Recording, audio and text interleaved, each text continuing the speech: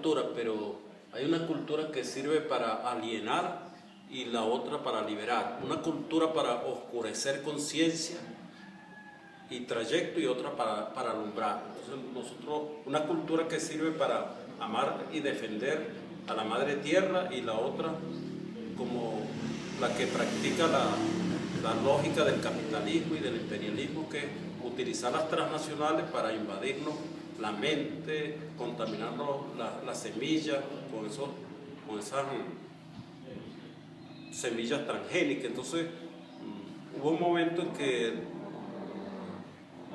como trabajadores de la cultura nos hemos propuesto reflexionar sobre esta y otras dimensiones. Entonces aquí traemos una pequeña reflexión como una aproximación a la poesía que dice: creemos en la cultura que revoluciona sensibilidades, idiosincrasias y cosmovisiones. Creemos en la cultura que emancipa conciencias, conductas y presentes. Creemos en la cultura que invita y enseña a amar y defender los legados ancestrales y revolucionarios. Creemos en la cultura que siembra ecosocialismos, conciencia de clase, despertar de la memoria, sentidos e identidades. Creemos en la cultura que se activa y combate ante la hegemonía imperial de retrógrados, invasores y ecocidas. Creemos en la cultura que por estar despierta e irreverente no se deja ni se dejará derrotar o acallar por la lógica imperialista, burguesa o capitalista. Creemos en la cultura como filosofía y praxis del comandante pueblo y sus currículos de liberación. Creemos en la cultura como comandante de la espiritualidad revolucionaria, creadora, sempiterna, indomable. Creemos en la cultura duenda y comunista que nos despierta, unifica y redime. Entonces nos asumimos como comunistas de la cultura, del arte liberador, comunistas de la emancipación del pensamiento, comunistas de la espiritualidad, porque nos impusieron una espiritualidad retrógrada, invasora, en la cual le rendimos culto a deidades invasoras y para que nos hagamos ateos de la madre tierra, de la espiritualidad ancestral. Para los ancestros nuestros, por los 4 puntos cardinales. Entonces nos dijo un viejito que se llama Pablo Soto, que está en la otra vida, un maestro pueblo. Mi hermano le preguntó en qué creían los indios, y él le dijo en los 4 espíritus, por los 4 vientos, Juan de Tapatapa, Juan de Tiramota, la India Rosa, y la otra no se acordó. Y después nosotros averiguamos, y el otro Dios que tenemos en la casa, que siempre brilla y bueno, subvierte realidades, que es el maíz. Entonces el maíz era otro, además de alimento y medicina, era una deidad para los pueblos ancestrales, y todavía muchos campesinos creen en él, le dicen Zarazo, el espíritu del maíz. Y de ahí se originó una cultura bien importante, que es la cultura de la Zaragoza, pero inicialmente era la cultura de los devotos del ritual, de la fiesta del jojoto, la fiesta de la cachapa, la fiesta de la mate maíz, que la iglesia invasora cristianizó, pero que aún subvierte con sus dimensiones espirituales de la cultura originaria en estas verdeazules montañas de Sanare, donde estuvieron collones, gallones, girajaras, yacambúes, y por eso entonces, con ese legado ancestral, nosotros y nosotras, los sanareños y sanareñas, bueno, avispamos nuestro pensamiento, colectivizamos nuestro pensamiento y reivindicamos el socialismo campesino, espiritual, que con la arepa el peregrino, con la arepa el caminante, con la mano vuelta, o lomo a lomo, con la callapa, con la picura, que así se llamaba el convite en los tiempos indiados del Yacambú. Le decían, nosotros los indios matamos un picurito, una picurita, y hacemos un sancocho. Entonces la picura, entonces se compartía. Después vino la lógica del capitalismo y nos hizo ateos del trabajo comunitario, de la espiritualidad colectiva y despierta. Y entonces por eso nosotros decimos, somos hijos del conuco, somos hijos del maíz. Y Y entonces por eso hay una espiritualidad despierta. De ahí entonces con papá aprendimos que el cuento más bonito y más chiquitico y chichaquero, que cuando papá echaba los cuentos, al igual que padrino Isidro García, el padrino Isidro García era un cronista de la historia oral, iba de casa en casa cortando pelo, echándole la bendición a todos los tripones y triponas. El hombre que tiene más ahijados aquí es él, y bueno, con su don de gente, con su sabiduría, echaba cuentos. Y cuando no estaba él, entonces los papás de nosotros, las papás y las mamás, los taitas se decía antes, nos echaban los cuentos también de tío Conejo, tío Tigre. Y entonces cuando estaban cansados papás, entonces papá, échenos un cuento, papá Luis Escaloni. Entonces papá echaba el cuento este era una vez un sapo con sus calzones de trapo y sus ojos al revés. Si le gusta mi cuento, lo echo otra vez. Y entonces echaban también las loas. Entonces que decían, el caballo a la carrera, el caballo a la carrera, el toro la vuelta al cacho, ama de la maraca al capacho, de la guitarra a la cuerda, ámala yo un trago de agua de la quebrada de Guajiro, un abrazo de una morena, un beso de una catira. Bien me lo dijo mi mamá me lo decía, que después de los afuera no vale Santa Lucía. Y dicen que un tío de nosotros en los Linares, que tenían fama de muy inteligente, porque aquí toda la gente de Monte Carmelo era y sigue siendo muy inteligente. Ernesto Linares, que sacó esta canta de bamba que decía: Monte Carmelo es un campo de belleza muy extraña y con ese sol que ilumina la sierra y la montaña. Y en relación a la semilla, pues decían, la zapa estaba pariendo y el sapo muy apurado, sentadote en su butaquita, comiendo maíz tostado. Chiquita, chiquita, como una pionía, si no fueras tan bonita, no fueras tan merecida. Calzones de poco apuro, botones de maíz tostado, ¿quién te va a querer a vos tan sucio y tan remitado? Entonces uno le respondía: me subí por las callitas, me bajé por los cogollos, ¿quién te va a querer a vos, coleca, con tanto pollo? Cuando se la ve, señorita, tenía como 4 o 5 muchachos. Entonces, bueno, había las cantas de bamba como herencia del conuco. El que vaya a la montaña, que tenga mucho cuidado, porque el agua en la montaña priva a los enamorados. Allá arriba de aquel cerro tengo un sapo sin calzones, enamorando muchachas con un plato de chicharrones. La mujer que es muy tetona no sirve para mazandera, porque con la punta de la teta saca la masa para afuera. Todavía canta de bambo perica, filosófica, amorosa, jactanciosa, humorística, de todo tipo. Esa es la herencia del conuco. ¿Qué nos ha dejado? ¿Qué nos deja la semilla transgénica?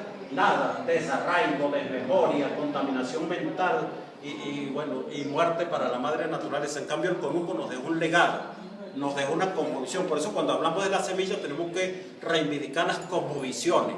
Tenemos que, ponernos gato bravo a defender esa memoria colectiva, de la cual muchas academias, muchas universidades son ateas y ateos. No creen en el currículum del maestro pueblo, no creen en que la semilla florece espiritualidad. La espiritualidad de la semilla la tenemos que reivindicar, se llámese semilla originaria, ancestral, campesina, afrodescendiente, y por eso entonces, en una revolución no se justifica que tengamos una agropatria cómplice de los agrotóxicos, cómplice de la contaminación contra la madre naturaleza. Necesitamos una agropatria con coherencia, que no viole lo más sagrado que dejó Chávez, que fue el plan de la patria, porque Chávez es un comandante de la espiritualidad, sembrador de la semilla más luminosa, más inderrotable, que es la espiritualidad. Y entonces, por eso cuando vino aquí a Sanare dijo, entre otras muchas cosas, en el 94, hay muchos intelectuales venezolanos que no saben leer en los ojos de los niños. ¿Cuántos de nosotras y nosotros sabemos leer en los ojos de la madre naturaleza, en los ojos de las madres semillas? Porque la semilla es una espiritualidad viva, y por eso los ancestros de nosotros, los campesinos de nosotros, le tenían un alto respeto a las nacientes de agua, a los espíritus elementales, a los niños de agua, a los duendes y duendes, hermanos caballeros, y entonces que han sido ha sido como dice mi hermano siempre, que ha sido mejor esa cosmovisión para defender a la madre natural, así sea por miedo, porque que lo que hace la Guardia Nacional, el Ministerio del Ambiente, que lo que hacen es poner multas, Y entonces resulta que el que tumbaba un árbol o mataba un animal, a nosotros mismos como fonderos y fonderas, nos decían, te vas a llevar un duende, te vas a meter en los encantos. Y entonces resulta que bueno, con los duendes, con el espíritu de la naturaleza nadie juega, nadie llega a tratos inmorales. Y entonces de ahí que con la semilla hay un currículum de la espiritualidad, un currículum de la cosmovisión despierta, batallante, y ahí está la resistencia cultural y espiritual nuestra. Por eso no es cualquier cosa el reunirnos a hablar del currículum de la semilla. Y entonces tantos currículos que hay no sirvió para un carajo, entonces ni siquiera desde las universidades nuestras. Entonces necesitamos un currículum, el currículum del amor, el currículum de la espiritualidad, que nos haga hermanos y corresponsables de esa semilla que estamos hablando, que es la semilla más interrotable del mundo, que esa energía sanadora, esa energía condecorante que está en el cosmos, que está en la madre tierra, que está en el pájaro que canta, que está en el bucare que nos da flores para sanar y para alimentar el buche. Entonces es hora de armar un currículum entre todas y todos, que llámese como se llame, que nos ayude a sembrar la revolución de la espiritualidad interna y externa. Entonces, porque la revolución está dentro de nosotros. ¿Acaso nosotros no somos espíritus? Pues somos espíritus indomables, somos espíritus hijos de Argimiro, del legado de Argimiro Gabaldón, de Fabricio Ojeda, que un buen día estuvieron por aquí en las verdeazules montañas de Sanare y no andaban con un fusil porque les gustara la violencia, eran un ejército comandado por el espíritu de Bolívar y de los ancestros, y lo que querían era lo que nosotros queremos, una revolución liberadora, socialista, profundamente espiritual. Y por eso dijo Fabricio Ojeda, abajo las cadenas, muera la opresión, por la patria y por el pueblo, viva la revolución. Y ese gran general Bolívar dijo, unámonos y seremos invencibles. Y Argimiro Gabaldón dijo, el camino es duro, pero es el camino. Somos la vida y la alegría en tremenda lucha contra la tristeza y la muerte. Y dijo un viejito que se llamaba Pablo Peraza, lo que era el comandante Argimiro, porque nosotros le preguntamos, Pablito, ¿y qué tenía el comandante Argimiro que la gente, los campesinos, le tenían tanto cariño? Morocho. ¿Sabe qué tenía el comandante Argimiro? Don de gente. Era un hombre muy sabio, muy inteligente, y nos paraba a volar nosotros los campesinos. Hasta rosas hacía con nosotros los campesinos. Era un hombre que tenía un ojo muy bueno. ¿Cómo será que un día me preguntó a mí, Pablito, ¿qué le parecen los camaradas que le mandamos de la ciudad? 4 supuestos camaradas. Y le dijo Pablito, que fue un revolucionario sanareño al cual tenemos que reivindicar, comandante, usted me va a disculpar, pero esos compañeros no son compañeros, eso yo le veo cara de sapo. ¿Verdad? Averigua bien. Y eran 4 dijepoles que habían mandado a infiltrarse en las columnas guerrilleras de aquí del Yacambú. Y bueno, y vean ustedes entonces cómo hablamos de la mirada. Por eso es que le tienen tanta rabia a la mirada de Chávez, a la mirada del maestro Pueblo, del comandante Pueblo, porque en la mirada está lo más subversivo y liberador de nosotros, que es la espiritualidad.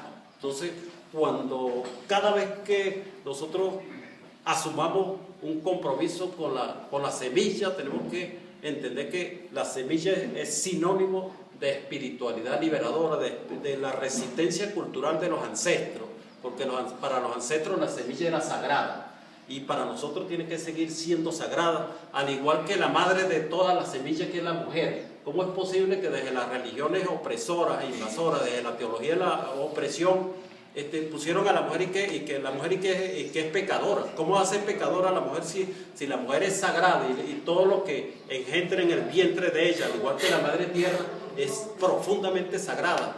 Si no existiera ese currículum del amor en la mujer y en el hombre, ¿cómo entonces va a producirse revoluciones trascendentales en el mundo tierra? Entonces tenemos que cuidar la semilla para que entonces la madre tierra renazca, y para que entonces el planeta Tierra se gradúe. ¿O es que acaso nosotros nada más nos graduamos? ¿No? Entonces las universidades gradúan, pero la conciencia de nosotros tiene que ayudar a que el mundo Tierra se gradúe de mundo de luz y amor. Y entonces, bueno, entre todos tenemos que sembrar esa semilla.